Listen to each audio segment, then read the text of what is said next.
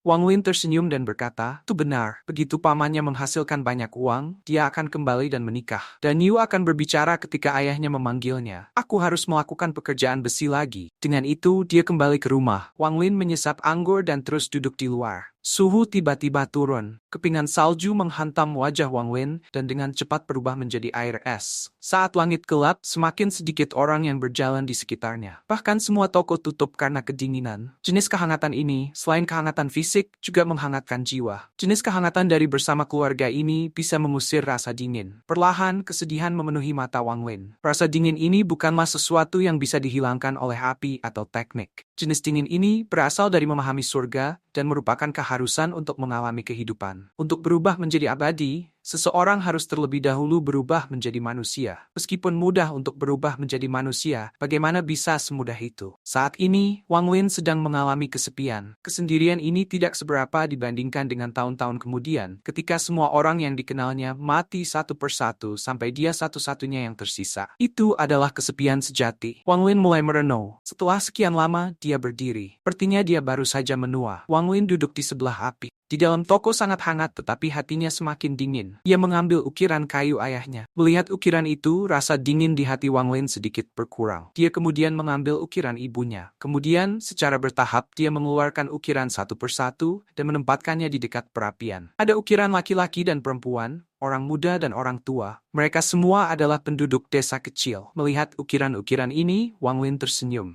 Meskipun senyum ini dipenuhi dengan kepuasan, jika ada orang yang melihat senyum itu, mereka akan berkata, bagaimana senyum itu? Itu jelas tangisan yang hening. Api menyala. Terkadang menerangi wajah Wang Lin, terkadang membuatnya redup. Dia dengan lembut meraih setiap ukiran saat rasa dingin berkurang di hatinya. Wang Lin bergumam pada dirinya sendiri, tidak bisa membiarkannya pergi, tidak bisa membiarkannya pergi. Pada tahun-tahun awal kultivasinya, dia tidak bisa melepaskan keluarganya. Bahkan sekarang, dia masih tidak bisa membiarkan mereka pergi. Tetapi jenis perasaan ini berbeda dari saat itu. Untuk berubah menjadi abadi, pertama-tama ia harus berubah menjadi manusia. Jika dia melepaskan semua emosinya terhadap keluarganya, maka tidak ada cara baginya untuk berubah menjadi manusia. Setiap kultivator formasi jiwa kuat tidak hanya karena kultivasi mereka, tetapi juga karena hati mereka menyembunyikan sedikit emosi jauh di dalam hati. Itu karena emosi ini, bahwa Wang Lin tidak bertemu dengan kesulitan berubah menjadi fana, dan secara bertahap mulai merasa seperti fana. Saat ini ia tenggelam dalam pikiran tentang orang tuanya dan diam-diam mengalami perasaan ini. Energi spiritual di tubuhnya mulai melonjak lagi. Secara bertahap, pusaran energi spiritual berputar lebih cepat dan meluas keluar toko. Salju mulai turun semakin keras. Perlahan-lahan, Wang Lin mulai terbangun, dan ketika dia terbangun, celah muncul di beberapa ukiran kayu. Meskipun ukiran kayu ini sedikit retak, kanan spiritual mereka menjadi semakin kuat. Wang Lin melihat dan mengambil napas dalam-dalam. Dia berdiri, lalu mendorong membuka pintu. Dia melihat ke langit dan berbisik, formasi jiwa. Aku, Wang Lin, pasti bisa. Pada saat ini, pintu ke toko besi di seberang Wang Lin tiba-tiba terbuka. Dan Yu dan ayahnya akan pergi ketika mereka melihat Wang Lin berdiri di sana. Dan Yu berlari melewati salju, membuat suara berderak dengan setiap langkah. Dia tiba di sebelah Wang Lin dan berteriak, Paman Wang, apakah Anda tahu kami Anda datang? Dengan itu, ia memasuki ruangan dan duduk di sebelah api. Ayah dan Yu membawa keranjang kayu dan tersenyum. Kakak Wang, kamu tidak sibuk. Ayah dan Yu memasuki ruangan. Dia menempatkan keranjang kayu di tanah, lalu menggosok tangannya. Dia ingin mengatakan sesuatu, tapi tidak tahu bagaimana memulainya. Pada saat itu, Dan Yu yang berada di sebelah api unggun melihat ukiran orang tua Wang Lin dan tiba-tiba berteriak. Paman Wang, bagaimana mungkin saya belum pernah melihat ukiran ini sebelumnya? Apakah Anda membuatnya baru-baru ini? Wang Lin menutup pintu berkata, saya membuatnya beberapa waktu yang lalu. Dan Yu bertanya, Paman Wang, siapa ukiran ini? Wang Lin berkata, mereka adalah keluargaku. Dan Yu kaget dan tidak lagi bertanya. Wang Lin melihat dan tersenyum tipis ketika dia melihat ayah dan Yu. Dia sudah mengenal pria ini sejak lama, dan ini adalah pertama kalinya Wang Lin melihatnya seperti ini. Jelas, ayah dan Yu datang untuk meminta bantuannya, tetapi tidak tahu bagaimana cara bertanya. Wang Lin berkata, Brother Cheng, jika Anda memiliki sesuatu untuk dikatakan, katakan saja. Ayah dan Yu ragu-ragu sebentar. Tidak ada. Tidak ada. Dan Yu berkata, mau meminjam perak, kenapa malu? Wajah ayah dan Yu tiba-tiba memerah dan dia memarahi putranya. Anak nakal kecil, tunggu sampai kita pulang. Dan Yu menjulurkan lidahnya dan berkata, karena ayah tidak akan mengatakannya. Aku akan mengatakannya. Ibu ingin membeli toko di sebelah toko kami untuk membuat toko kami lebih besar, tetapi tidak punya cukup uang. Ayah dan Yu menghela nafas. Saudaraku Wang, kakak iparmu berpikir toko kami terlalu kecil dan membatasi bisnis yang bisa kita lakukan. Dia melihat toko tua Li itu untuk disewa, jadi dia ingin segera menyewanya. Wang Lin sedikit mengangguk. Berapa yang Anda butuhkan? Ayah dan Yu ragu-ragu. 50 keping perak. 30. Tibu keping perak sudah cukup. Dan Yu cemberut dan berbisik. Ibu jelas mengatakan 80 keping perak. Wang Lin mengangguk. Tanpa sepatah kata pun, dia berdiri dan berjalan ke ruang belakang. Wang Lin dengan santai mengambil beberapa emas dan meletakkannya di depan ayah dan Yu. Ketika ayah dan Yu melihat keping emas, dia kaget dan dengan cepat berkata, "Aku tidak butuh ini." Saudara Wang, cepat ambil kembali. Saya hanya ingin meminjam 10 keping perak. Dari sudut pandangnya, setidaknya ada 10 keping emas di depannya. Wang Lin mengambil kendi anggur dan tersenyum. Saudaraku Cheng, aku tidak meminjamkanmu uang ini. Ini uang untuk anggur. Mulai sekarang, saya ingin membeli sebotol anggur buah Anda setiap hari. Uang untuk anggur buah selama 10 tahun tidak sia-sia. Ayah dan Yu ragu-ragu sebentar. Dia berkata, "Saudara Wang, ini." Dan Yu memutar matanya dan berkata, "Ayah,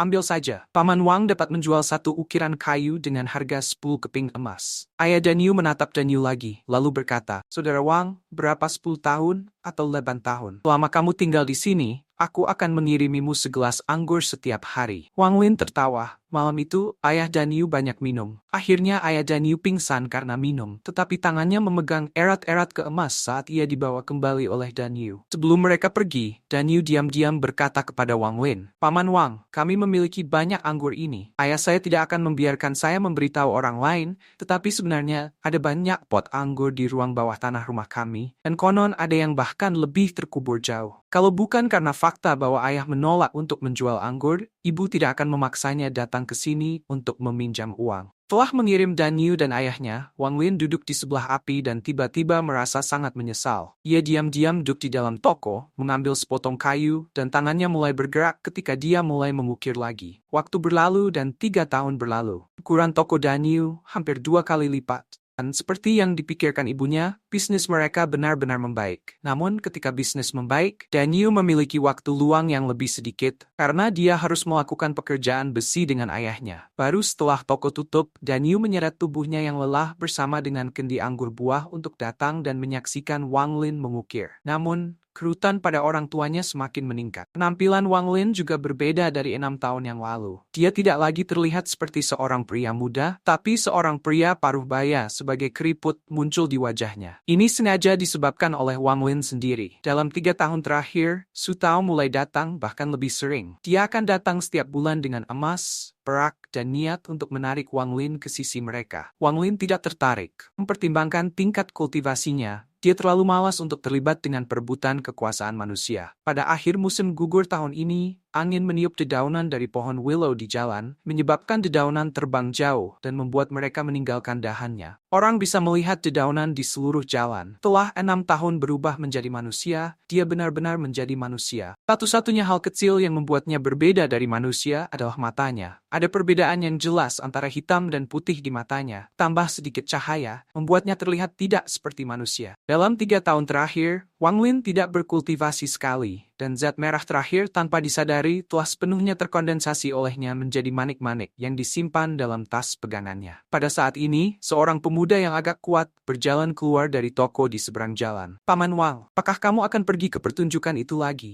Wang Lin berbalik dan tersenyum. "Dan Yu, bawakan aku satu kendi anggur." Pria muda itu mengangguk. Dia dengan cepat melemparkan arang ke samping dan berjalan ke toko. "Paman Wang, di usiamu, kamu tidak boleh minum sebanyak itu. Minumlah sedikit saja untuk menghangatkan tubuh Anda." Wang Lin mengangguk sambil tersenyum. Dia menepuk pundak Dan Yu, lalu berbalik dan pergi. Dan Yu merasakan kepahitan di hatinya saat dia melihat punggung Wang Lin. Dalam 6 tahun ini, Paman Wang yang Maha Kuasa telah menua banyak. Dia masih ingat Paman Wang dari 6 tahun yang lalu, yang dipenuhi dengan semangat dan yang matanya bersinar seperti bintang-bintang. Satu persatu, ukiran kayu seperti manusia akan terbentuk di tangannya. Dia masih ingat ketika Wang Lin mengatakan begitu dia kaya, dia akan kembali dan menikahi istrinya. Namun, dalam 6 tahun terakhir ini, Dan Yu belum pernah melihat istri Wang Lin. Dan Yu menghela nafas dan kembali ke toko. Dia juga semakin tua, jadi dia sekarang pekerja utama di toko besi. Ada hawa dingin yang tersembunyi di angin akhir musim gugur. Wang Lin perlahan berjalan ke depan. Setelah beberapa saat, dia tiba di sebuah penginapan di sudut jalan. Tepat ketika dia masuk, pelayan, seorang anak yang sangat cerdas dengan handuk di pundaknya berkata, "Jika itu bukan penjaga toko, Wang, silakan masuk." Wang Lin memasuki ruangan. "Aku tidak punya perak untuk diberikan sebagai tip. Tidak peduli seberapa ramah Anda, itu tidak akan membantu." Pelayan itu tersenyum dan berkata, "Lihatlah apa yang kamu katakan. Penjaga toko sudah mengatakan bahwa kursi pertama di dekat jendela timur disediakan untuk Anda." Wang Lin duduk di meja. Sesekali, dia menuang secangkir untuk dirinya sendiri. Dia hanya duduk di sana, memperhatikan orang-orang memasuki penginapan. Di antara para aktor, ada seorang wanita yang terlihat sangat cantik. Mata wanita ini sangat indah. Suara wanita itu sangat menarik, menyebabkan semua pelanggan di penginapan berteriak memuji. Wang Lin tersenyum ketika dia menyaksikan wanita itu bernyanyi. Tidak lama kemudian, seorang pria paruh baya keluar dari belakang dan duduk di meja yang sama dengan Wang Lin. Dia memandang Wang Lin dan berkata, "Penjaga toko Wang, ini." Wang Lin mengambil kendi anggur. "Penjaga toko Li, aku di sini hari ini tidak untuk mengambil uang sewa, jadi kamu bisa santai." Pria parubaya itu berkata, "Bisnis tidak baik akhir-akhir ini. Memiliki banyak pelanggan saat ini tidak berarti banyak. Saya hanya menghabiskan banyak uang untuk menyewa grup ini untuk tampil di sini. Bisnis ini tidak mudah." Wang Lin tersenyum. Dia tidak mengatakan sepatah kata pun. Dia hanya diam-diam menonton pertunjukan. Pada tahun terakhir ini, dia melihat Wang Lin datang setiap hari. Saat mata aktris cantik itu mengamati kerumunan, semua tamu bersorak. Tepat pada saat itu, sebuah suara yang sangat mesum di luar penginapan berkata, "Hei, kekasih kecil ini pasti bernyanyi dengan baik. Ia memikat saya di sini dari bagian utara kota." Setelah itu dikatakan, seorang pria tua mengenakan jubah abu-abu berjalan masuk. Saat dia masuk, dia mulai berteriak. Pelayan itu mengerutkan kening dan berkata, "Dari mana pengemis ini berasal? Tidak ada uang untukmu hari ini." Dengan itu, dia berjalan mendekat untuk mendorong pengemis itu pergi. Pria tua itu menatapnya dan berkata, "Kamu berani menyentuhku? Saya di sini untuk mendengarkan musik." Ketika Wang Lin melihat pria tua itu, cahaya yang tidak bersinar di matanya selama bertahun-tahun tiba-tiba menyala. Penjaga toko penginapan berkata, "Aku memberimu uang, sekarang pergi. Kamu merusak mood." Orang tua itu mengambil koin dan menggigitnya. "Ini nyata, lebih keras dari emas. Lihat, penjual som forget start international kupren. Iterashime the Nekor Reyes Brave, Polk."